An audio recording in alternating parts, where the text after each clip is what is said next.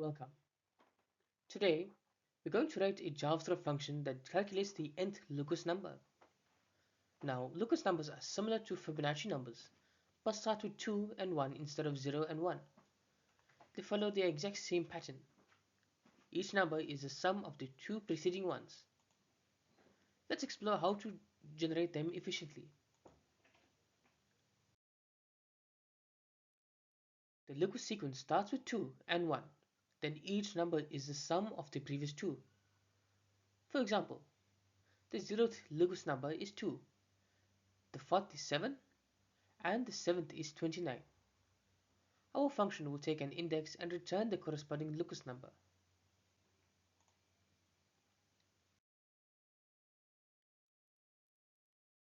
Here's the main function. We start with x is equal to 2 and y is equal to 1, the first two Lucas numbers. For each step up to the input index, we calculate the number by adding the previous two. We also validate the input. If it is a decimal, we throw an error, because Lucas numbers only make sense at integer indices.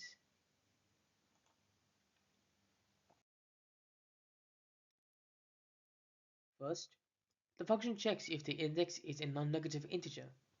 If not, it throws an error. Then, it initializes the first two Lucas numbers and iteratively computes the subsequent numbers up to a given index. And finally, it returns the Lucas number at the specified position.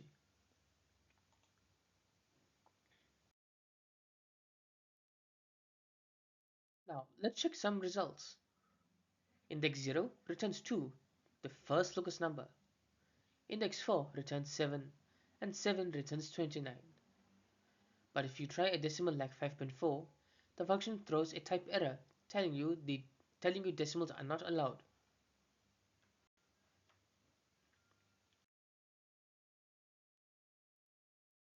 Now, where would you find them?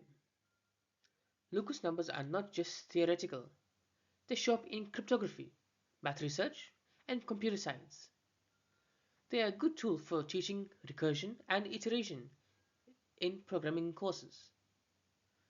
Understanding them helps deepen your grasp of sequences and algorithmic patterns.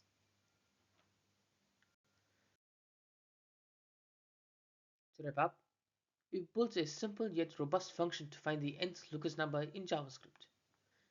We've ensured only valid inputs are accepted and handled errors gracefully. This function is an excellent example of working with integer sequences programmatically. See you next time, and happy coding! Thank you for watching. If you enjoyed this video, please make sure to like, share and subscribe for more JavaScript tutorials. I'll see you in the next one.